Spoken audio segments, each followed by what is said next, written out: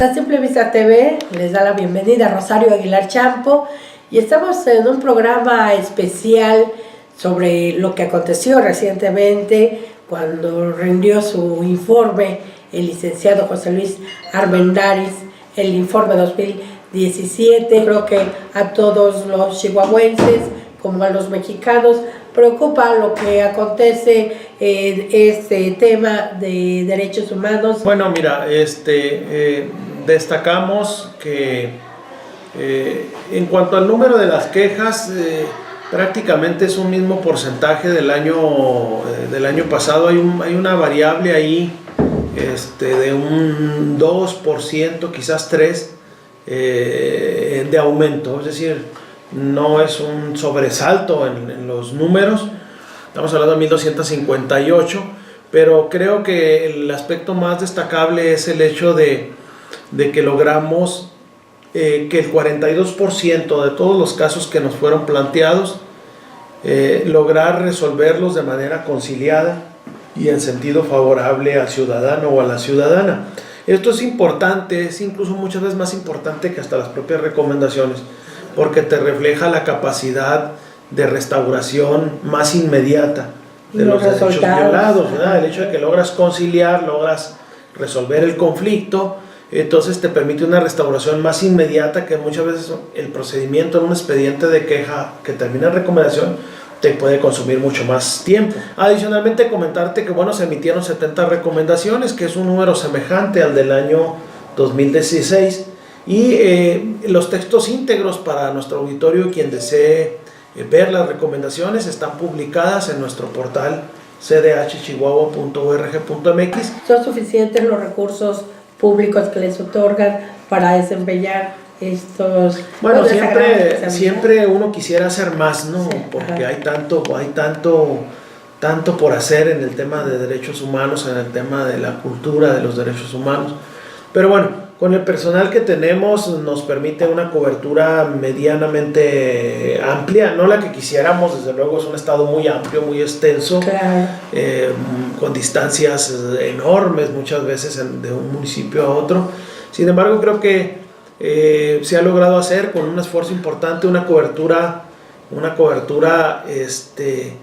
medianamente equitativa en su distribución, que nos dé la capacidad de estar en los municipios, no nomás en las grandes ciudades, sino en pequeñas poblaciones, en municipios pequeños, y hemos procurado estar haciendo una distribución importante, ¿no? Me gustaría preguntarle sobre la situación de los derechos humanos en el estado de Chihuahua. ¿Qué es lo que sucede en el estado grande? ¿Realmente se respeta o no se respeta los derechos humanos? Es un tema que se tiene que ir construyendo socialmente. Los derechos se tienen, sí, pero la vigencia, la vivencia, el respeto es una construcción. Claro. Es un asunto de cultura, de formación, de enseñanza, de práctica. Entonces, en ese sentido, ¿en qué fase estamos? Bueno, estamos en una fase de construcción. Claro. Esta construcción no nomás corresponde a la comisión, sino todo lo que aportan las organizaciones de la sociedad civil, todo lo que aportan las propias autoridades, que tienen obligaciones también no nomás de respetar, sino de promover y de difundir y enseñar derechos humanos.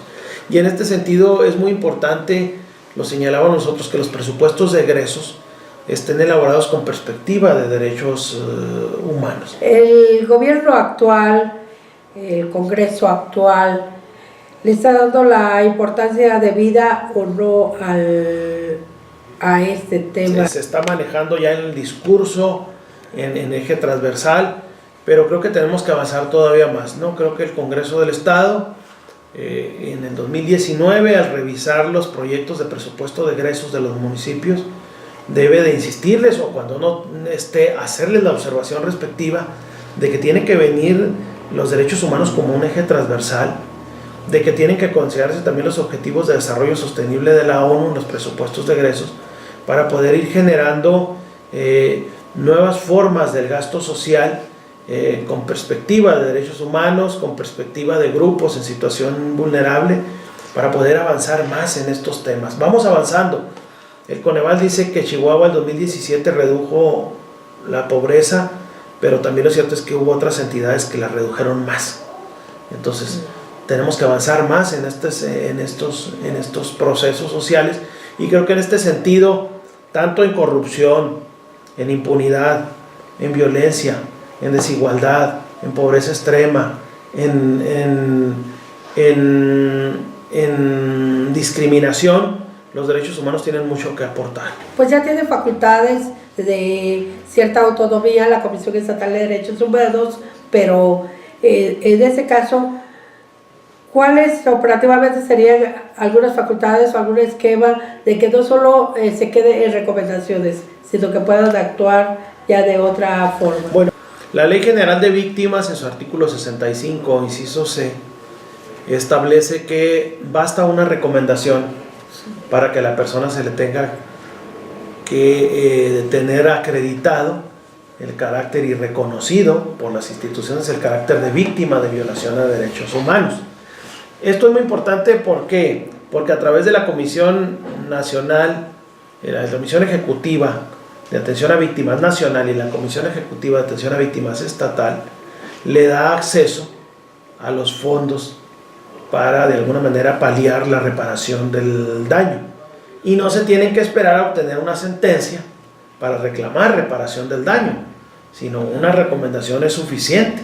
Para que ya tenga esa facultad. Así es, recordarás, por ponerte un ejemplo, en el caso del Aeroshow, se señaló durante mucho tiempo el Ayuntamiento de Chihuahua decía que no reparaba a las víctimas porque no había ninguna sentencia todavía en ese sentido, pero ya existía una recomendación de la Comisión Nacional, entonces ya con solo la recomendación ya podía es suficiente, así es, para que se genere el derecho a reparar. Entonces ese creo que es un avance muy trascendente y muy importante.